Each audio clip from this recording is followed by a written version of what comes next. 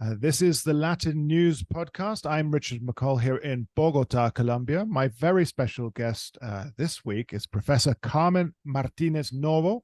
She works at the Center for Latin American Studies at the University of Florida, and she is the editor-in-chief of the Latin American Research Review. Her latest book is Undoing Multiculturalism, Resource Extraction, and Indigenous Rights in Ecuador. So that's what we're going to be talking about, the indigenous movements, but also security issues and the second round of elections in Ecuador coming up very soon. So welcome on the Latin News Podcast, Carmen. Thank you, Richard, for the opportunity to share my ideas with you on Ecuador. Well, it's incredibly topical, incredibly newsworthy right now. Ecuador is making all the front pages across the world. We have very divided elections coming up, very obviously Lasso, stepping down, stepping away. And we've got these two candidates, the correista candidate González, a kind of pro-business, I would say, young man, Noboa. Perhaps you could give us a little bit of background on these two candidates. Okay, thank you, Richard. So Luisa González, she is a new person in Ecuadorian politics, but she is in the political party of Rafael Correa.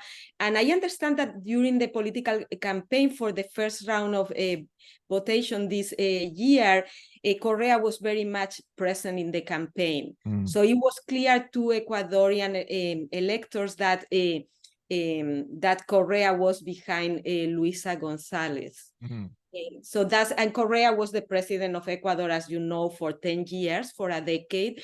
He's a leftist, he self-defines as a person of the left. He's also a Catholic, so he's conservative in some social issues. He's very kind of complex as a political party and as a politician. And then on the other hand, you have and regarding also Luisa González, so she presents herself as the left, but she's also conservative in terms of abortion and some other social issues because of this Catholic background. And on the other side, you have Noboa, who is the son of Álvaro Noboa. His family comes from banana companies. So he's kind of a banana tycoon. He's a business person. He's a young person. His father tried to be the president of Ecuador 5 times using his own money, but he didn't reach the presidency. But it seems that the son is a younger politician. He presented himself as friendly to the environment. And even though he comes from a business family from the coast of Ecuador. What I heard from kind of Ecuadorians is that his family, the Noboa family, is not understood as a kind of coming from the old colonial landowning elite. It's more like a nouveau rich family, also linked to kind of a marginal elite, but very rich. Their money starts like in the 1950s. Perhaps in the Ecuadorian coast, they consider the old elite people linked to cocoa, from which they make chocolate, more than the people linked to bananas. Bananas come later in Ecuador. So he comes from the banana companies. So would we say he has more influence towards Guayaquil and maybe González towards Quito? Yeah, so he has more influence in the coast. The coast is kind of the business center of Ecuador, while the highlands is the state center and the intellectual center. But interestingly, González is also from the coast, and Correa is also from the coast. But González is from Manabí, like northern of Guayaquil, which is a province that has a lot of population, is very pro-Correa, and it's important in elections, but it's not like a business center in the same way that Guayaquil is. But both Correa and Luisa González have also lived for long periods in the highlands. So they also have linked to the highlands. Okay. So perhaps kind of Noboa is stronger in kind of the coast or elites Guayaquil. And this election coming up, obviously, is very, very tense, and there's all sorts of aggression surrounding the election because of the security issues that, again, have been dominating the headlines. Ecuador has been largely absent from the type of violence that Colombia has obviously been affected with for the long-running conflict, and a major producer of cocaine. But it seems that obviously the transshipment area is moving very much so into Ecuador. The cartels are in Ecuador and so on. So this violence has increased. And indeed, we had the tragedy of the assassination of presidential hopeful Fernando Villavicencio. So this spiral of violence and drugs gangs in Ecuador has become the number one issue in this election. How do both of these candidates address the issue of security?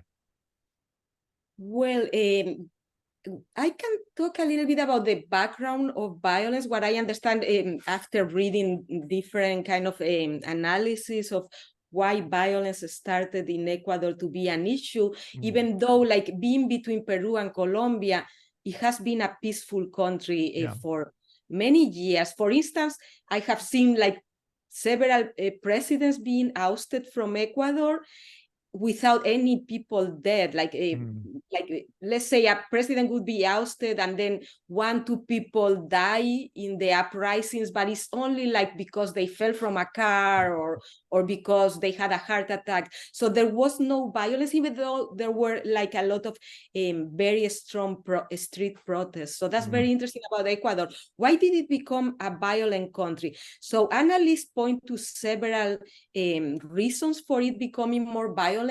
One is during the period of Correa decided to close the military base of the United States in the city of Manta, in Manabí, actually. And that made the country like easier for the cartels to move to, because the American base used to surveil kind of travel from that place from Manabí to the United States and all that. So that's one thing, one issue. Another issue that people mention is that it has to do with Colombia, like with the peace process in Colombia.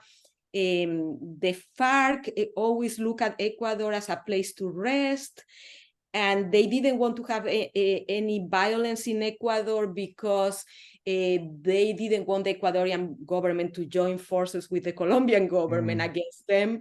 So they always kind of took care of not having violence in Ecuador. But after the peace process, there are several irregular groups that are smaller and that don't have that priority of not intervening in Ecuador. And after that, you have like some kidnapping of Ecuadorian journalists and things like that. So Colombia is one factor.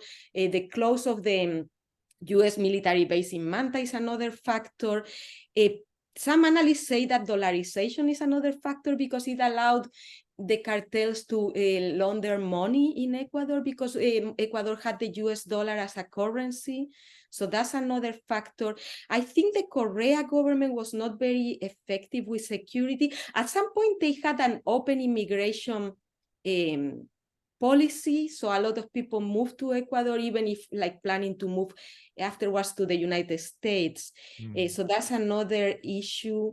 I'm an anthropologist myself. They even had an anthropologist as the security vice secretary for security. So they thought of security more as a social issue of fighting against poverty. And so perhaps there was some issues there about not building like a strong security. And the final factor is that Ecuador just voted recently under Lasso against extradition of criminals, which makes Ecuador like a haven for cartels. They know they cannot be extradited, or for other kind of mafias. So I think there were many different factors there. I wasn't present in Ecuador during the campaign, so I cannot tell you exactly what. But what the analysts say is that both Noboa and and González don't have security as their main issue, which is curious. They are the two main candidates, but there were other candidates for whom security was more important, like Villavicencio, who was assassinated, and Topic. And Topic is very interesting because at the beginning, a lot of people thought that he had a chance because he was called the Ecuadorian Bukele, and that he was kind of totally focused on security. But there was something, a lot of people started to associate Topic with Correa because his family made a lot of money as consultants under Correa. So there were some people argue that there were two Correa candidates, González and Topic, because he's kind of a nouveau rich, making money under Correa in consultancies. But then, so interestingly, he wasn't chosen, even though his main focus was security. So for these two candidates that are the main candidates for the second round, their security was not their main issue. Their main issues were more like social policies and other things. Well, it's curious. I mean, we think, if you think of Correa with leftist tendencies, but as you say, conservative beliefs towards the Catholic Church, of course, that, there is a strong vein of Catholicism in Ecuador. You cannot ignore Catholicism. But if we say that, like Correa, it was poor for security, when we know that the left is usually genuinely pretty poor in Latin America for security. So it's very interesting what you say about all these different elements coming together. And then, of course, González and Noboa not making security the number one issue, but social policy, like you say. It's very interesting. But let's get on to the next topic to discuss, because let me say something about the Correa and Catholicism. And so Correa was a leader that created a constitution that is very presidentialist and allows the president to have a lot of power. And he was an authoritarian and a centralist. He centralized a lot of power in his person. So I think in terms of security, he was very skillful, but he was more focused on prosecuting his own political enemies, parts of the left that didn't agree with him, more than exterior enemies like the cartels or other countries. So he was very focused on staying in power and actually prosecuting his political enemies. And regarding his Catholicism, so he was a Catholic volunteer, and he claims a background in liberation theology, but he's very conservative in terms of abortion. He was ambiguous about gay LGBTQ rights. On the one hand, he's kind of supported them, but on the other hand, his Catholicism made him conservative. So he's very kind of well, some people say he's a populist, so he's very complex in terms of, he says one thing, and he was originally pro-environment, but later he wasn't. Very contradictory as a leader. Also. Yeah, that's the interesting thing, as we say, and what we're getting into is, of course, is this, the issues of resource extraction in Ecuador, and of course, how they link to indigenous rights. And when you mention Correa, the complexity, first of all, that very memorable photo opportunity with the oil on his hand, and again, populist rhetoric. But then he ended up saying, he criticized what he called infantile environmentalism. Could you explain that phrase? Yeah, that's very interesting. So originally, the Correa government was made up of an alliance of different groups. And environmentalists were very strong, led by Alberto Acosta, who was actually the person who led the creation of the 2008 constitution in Ecuador. So these environmentalists were very, very strong in Correa government at the beginning of his government.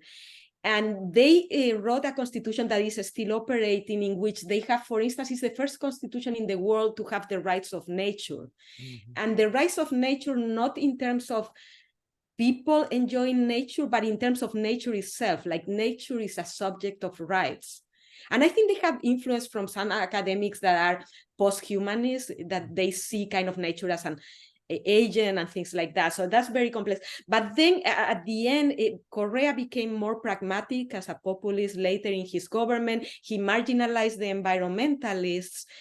And he said that as well, the famous things that poverty policies were his kind of priority, and that they couldn't be poor in like on a bag of gold and things like that, that they needed to exploit the oil. And so that's kind of contradictory. He originally he had a plan for the Yasuni National Park, which has one of the most biodiverse areas in the world.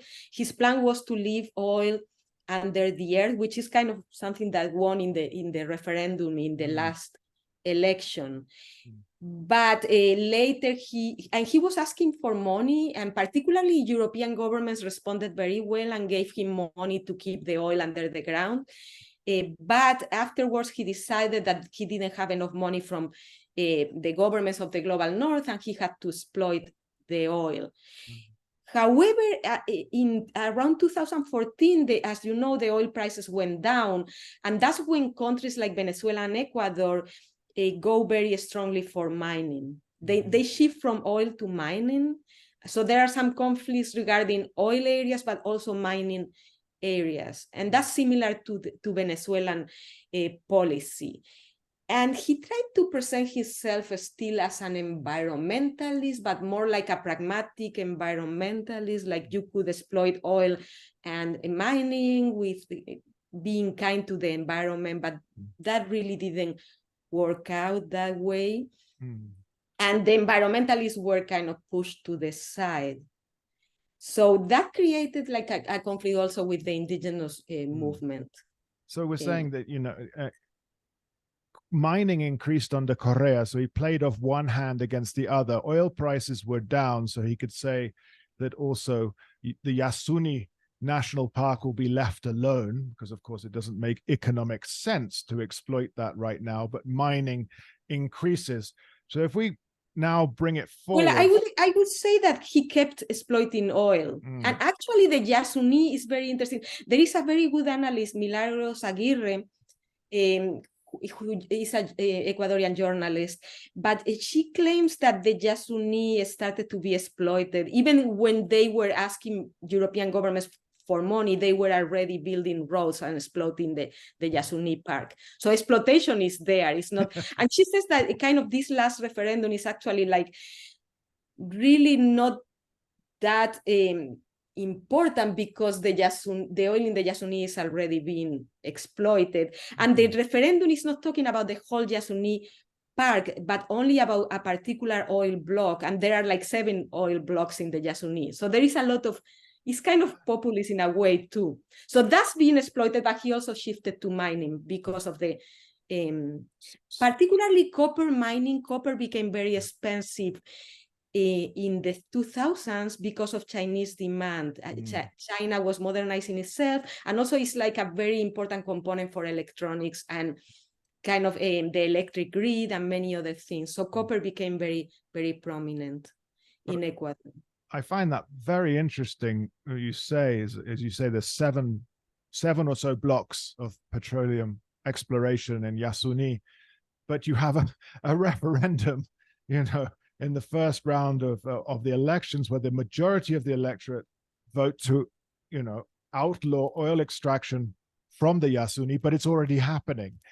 So it's already happening. When we put that into the environmentalism and of course indigenous rights, whoever wins this second round, be it Noboa or González, they only have up until mid 2025. So they only finish Lasso's term.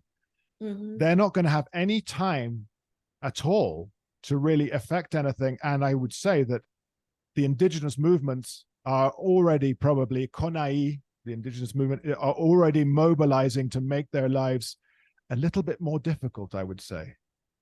Yeah, although the indigenous movement is having its own problems, well, they say to begin with the candidates, they won't have a lot of time, but some analysts like Pablo Spina claim that what is going to happen in these 2 years is a realignment of political forces. They will be a weak government because of they won't have like a majority in the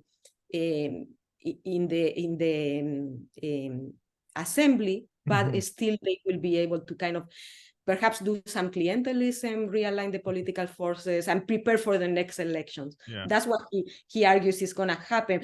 But regarding the indigenous movement itself, if somebody is interested in deepening on this, in my book, I do a long history of what happened to the indigenous movement under Correa. But what I say is Correa was very skillful in dividing the indigenous movement. And because there was a moment in which a lot of the, let's say, mixed mestizo people or white people in the indigenous movement or the political party of the indigenous people, Pachacutic, was always intercultural. There were mestizos and there were indigenous there. And the indigenous movement is also, I also see it as an intercultural movement with allies that are from the church and also from the traditional left, from the Communist Party. So it's always a mixed group. And Correa, a lot of the mestizo people left Pachacutic and joined Correa at some point. So Correa had a lot of leftists who knew the indigenous movement very well. And one of the arguments that I make is that these people were very skillful of knowing the social movements from within and being able to divide them. And the strategy that Correa used to divide the indigenous movement was to, on the one hand, try to give things to communities and to the middle leadership, while skipping the upper leadership, stigmatizing the upper leadership and working with middle leadership and with the communities. That was one strategy. Sometimes they repressed and prosecuted the indigenous movement, particularly Yacu Perez was one of the people who were more harshly prosecuted. The other person was Marlon Santi, who is now one of the people claiming to be the coordinator of Pachacutic. He was also anti-Correa. And Correa prosecuted him. He was the leader of CONAIE at the time of the Correa government. So he prosecuted the upper leadership and he worked with other leadership and with the communities. So you have the indigenous movement being, however, in some areas where extraction was affecting them, communities stayed on this anti-Correa side, but in other communities, they received some health or some public works, and they were pro-Correa. So they are very divided. Right now, the reason why the indigenous movement didn't support one candidate is because they are completely divided. You have some leaders, let's say Pachacuti, which is the political party first. So you have 2 people claiming to have been chosen as coordinator of Pachacuti right now.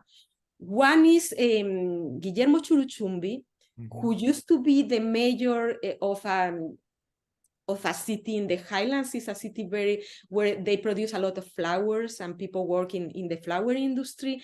So he's the leader there and he's pro-Correa. And then you have Marlon Santi, who was prosecuted by Correa and stigmatized, and he's anti-Correa. So you have Pachacuti having 2 halves and not being able to decide on who's the current leader. And then you have CONAIE also. Well, the leader in CONAIE is Leonidas Isa. Leonidas Isa, I think he's comes from the Central Highlands, and I think he's more linked to the left than to the church. I think the indigenous movement also have 2 backgrounds. Some are closer to the traditional left, some are closer to the Catholic Church, to liberation theology. So Isa is closer to the traditional left, and he's more urban. And he argues for an alliance between urban popular groups and indigenous people. And he's the one, I think he's pro-Correa, but he doesn't say it. That's the interesting thing. He will say he tries to keep, the indigenous movement tries to keep an independent image. They are a social movement and they are not pro any candidates. But my feeling is I mean, if you look at his performances or speeches in 2021, in the former election, and in the current election, he's always ambiguous, but ends up kind of supporting Correa. So that's the kind of the weird thing. And then you have Yacu Perez, Yacu Perez appears prominently in my book. He was a very serious activist who starts defending anti-mining, pro-water in the Southern Highlands. Very serious environmental activist. He was prosecuted by Correa. His partner was, who is, she's a social scientist, political scientist, Brazilian French. She was had to exile herself. Her visa was canceled. So he was totally kind of prosecuted in the Correa government. But he was, so he runs for president in 2021, gets 20% of the vote, but then he decides to leave Pachacutic. And then and start his own political party, and that seems to have been unsuccessful. But he's more like of the kind of environmentalist side. So I think the indigenous movement, it seems to be very, I'm not sure, they have some demands that according to analysts are impossible to fulfill. On the one hand, they want Ecuador to stop extraction, but on the other hand, they want Ecuador to continue a subsidy on fossil fuels. So it's kind of very contradictory. Like they want Ecuador to continue subsidizing gas and oil for people, but on the other hand, not extract oil. So it's very, his demands are very contradictory.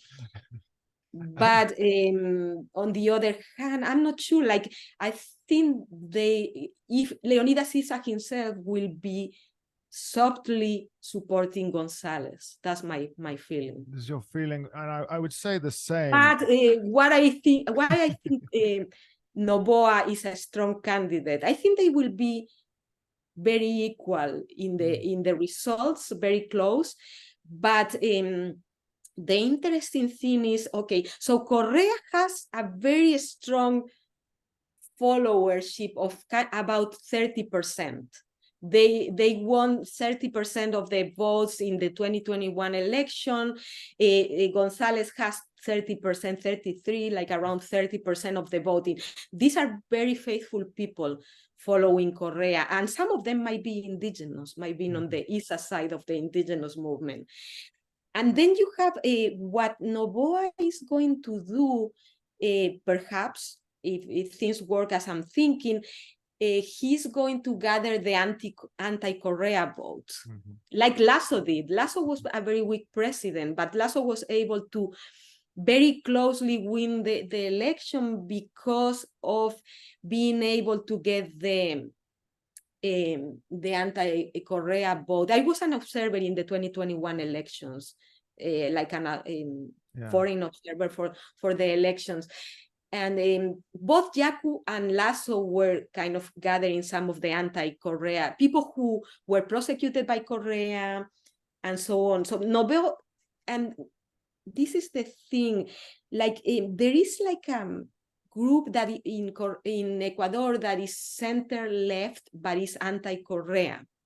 Center-left, but anti-Correa. And in 2021, they were willing to vote for Lasso. Lasso was a right-wing candidate, a banker, but he also presented himself and his people as liberals, as people who were willing to talk to other social groups, while Correa didn't talk to anyone. He was very authoritarian. And so right now it could be like the same scenario, like Noboa presenting himself as a business person, somebody who will know how to run the economy, and Ecuador is facing a very deep economic crisis after the pandemic also. So he's like, okay, I'm another kind of business person who knows how to run the economy, but I'm willing to be a liberal. I'm a younger generation who is more open to environmental issues and climate change. That's the way he's presenting himself. I'm younger, I understand climate change and the environment. I'm also a business savvy, but I'm also perhaps a liberal who is willing to to talk. So my feeling is Noboa is gonna get three kinds of vote. He's gonna get the votes of the right and the elite, the business people. Also in the highlands, they will support Noboa. Then he's gonna get the Villavicencio votes, because the Villavicencio people will not vote for Correa or for González, who is Correa's representative, because Villavicencio made his career, and he was harshly prosecuted by Correa. He had to hide in the Amazon, and he actually denounced the corruption in Correa's government. So Villavicencio people are not, he has like 16, I mean, Zurita has like 16%. So you have, let's say, the 20-something of Noboa, plus the 16% of Zurita, plus perhaps the 3% of the Yaku people and the people in the indigenous movement who won't vote for the representative of Correa. So it's like if Noboa can gather all the anti-Correa votes, he might win, even if closely. It's enough, you think? It's enough and to the win. thing is, like, González made perhaps a mistake on their side, or perhaps not. But Correa figured very prominently in her campaigns. So people say that activated the anti-Correa, people remembering Correa side. So yeah, so that's kind of the scenario of. So could Noboa or González's potential victory, either one of them, could it hang on what they say about the extractive industry? Could that be the issue that flips people one way or the other? Interestingly, this is one of the contradictions in Ecuador that even analysts don't understand, is how can the environment win the referendum while the two candidates are not as strong on environmental issues? Because on the one hand, you have González, who clearly said that we will exploit the oil and the mining and so on, which is kind of what Correa did in his last period. So that's clear on her side. And Noboa is not as clear. He says, I'm a younger person caring for the environment and climate change, but obviously he's a businessman, and as soon as he's in power, he will be a pragmatic, and the budget in Ecuador has always depended on oil and mining. So I don't think he's a strong pro-environment candidate, even if he claims to be. So that's one of the contradictions. But I think there is this group that is very strong on the environment. You have the people who were pushed out of Correa's government, which come from environmental NGOs like Acción Ecológica. And then you have kind of Acción Ecológica is like an older generation of very active environmentalists. And then you have a younger generation, Yasunidos. And the Yasunidos tried to gather the signatures, and they were told that the signatures were fake, but they weren't. So I think that's what is behind the referendum. But one of the contradictions is having two candidates that are not pro-environment, and then a pro-environment referendum winning with a majority.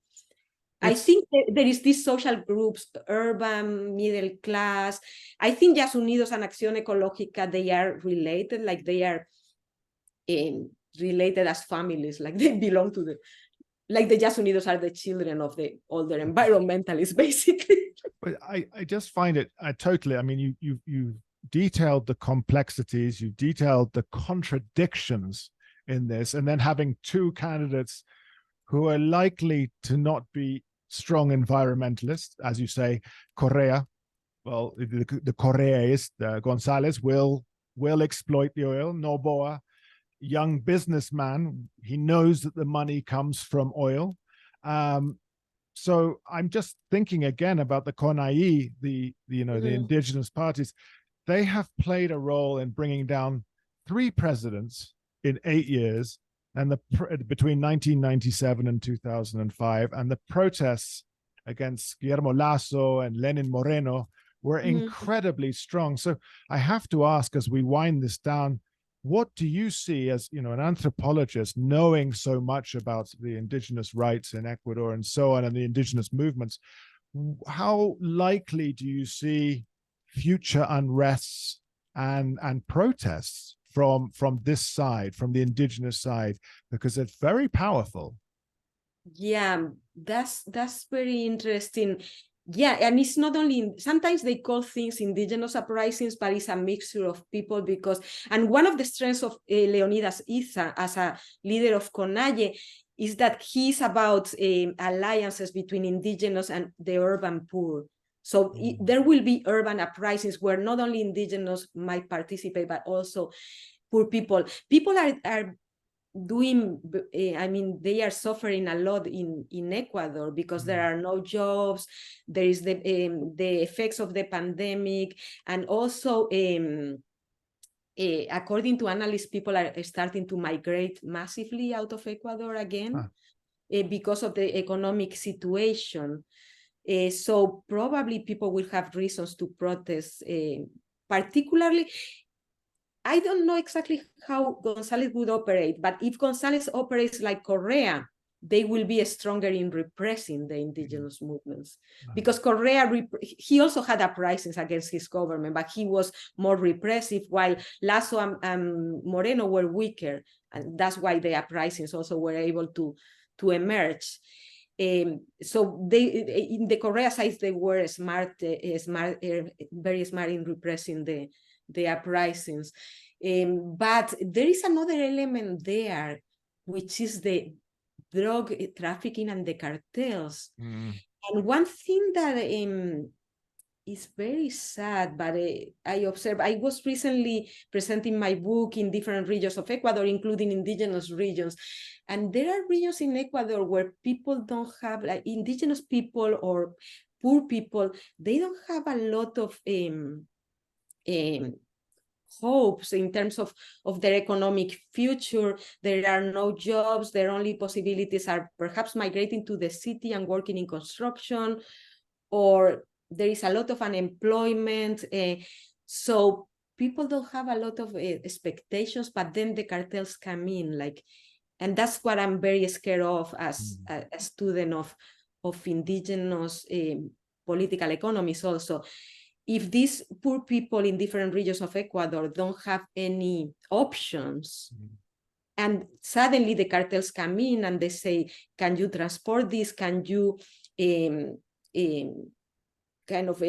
keep these things in your home, or things like that? They are going to offer perhaps opportunities to people who don't have any hopes. So that's my fear. That actually can work as a deterrent to uprisings, because there will be economic opportunities there for people, maybe.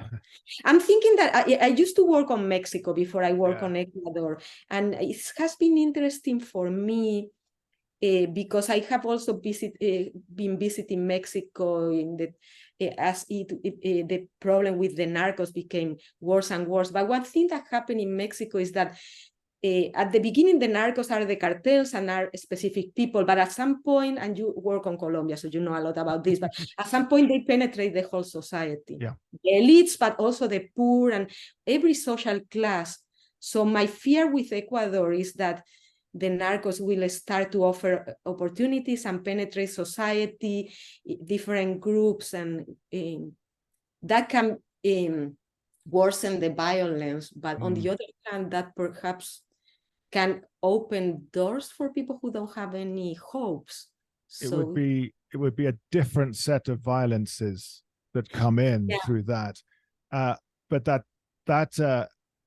duplicitous nature of how the cartels could come in, offer an economic solution, and avert unrest and protests is a fascinating concept, although very troubling. That's just like something that I'm thinking about. I don't know if that... You're the expert. I'm leaving it. You're the anthropologist, and you know the regions. So, you know, it's a very interesting, duplicity of what could happen, and your concerns, of course, are incredibly well-founded. The reason I thought about this these possibilities because I was in a very remote region of the highlands that is very rural and there is not a lot going on there. And there used to be like one elegant restaurant in the city, and suddenly I went back this year and there were like 12 very elegant restaurants. And people were saying that their violence was starting in popular neighborhoods there, and that the city was not used, it was mostly used for storage. Yeah. But if you imagine very poor people with no opportunities, the only opportunity is to migrate to the United States, perhaps crossing the Rio Grande with the barbed wire, or crossing the Sonora Desert and crossing the Darien Gap and all these things that are so dangerous, and the other opportunity. Yeah, so that's why I thought about this. It hasn't happened yet, but I thought, oh, maybe that's gonna open opportunities that are gonna bring other kinds of violence there. But because sometimes when people kind of protest, and I think it's not only the indigenous, but the indigenous in alliance with other groups, but sometimes the indigenous are the avant-garde of other groups. It is because of sometimes like economic desperation and lack of opportunities and injustice and all these things. But plenty of challenges. Although I would say that in my view of the 1919 and the 2020 uprisings under Moreno and then under Lasso later in 2022, is that the Correa groups had some participation because they wanted turmoil to argue that these governments were neoliberal and were doing very poorly. And the other thing that we have to take into account is that the economy of Ecuador is in shambles, but it's not only because of the neoliberal governments of Lasso and later of Moreno and Lasso, but because also there was a lot of overpriced corruption under Correa when there was a lot of oil money because oil prices were very high and a lot of money disappeared and there was a lot of corruption. But the Correa people are blaming the neoliberal governments, but there is a big responsibility on the people who were in power for 10 years when there was a lot of money which disappeared. So as a last thing, I want to say that. Well, thank you. As I say, lots of challenges, not the greatest outlook for Ecuador in coming years. The tensions are very visible, as you have clarified and talked about in this conversation. Let me just say thank you so much to Carmen Martínez Novo, who has shared her profound knowledge of Ecuador, indigenous movements, extractive industries, and so on. Thank you for your time. Carmen Martínez Novo is a professor at the Center for Latin American Studies at the University of Florida. She's the editor-in-chief of the Latin American Research Review, and her latest book, Undoing Multiculturalism, Resource Extraction, and Indigenous Rights in Ecuador, is now available. Carmen, thank you so much for being on the Latin News Podcast. Thank you, Richard, for the opportunity to share my ideas about Ecuador with the audience. It's been an absolute pleasure, enlightening as always. This is the Latin News Podcast. I've been your host, Richard McCall, here in Bogota, Colombia, and we'll be back in a fortnight with another episode of goings on and important issues in the region. So thank you again for listening, and bye-bye.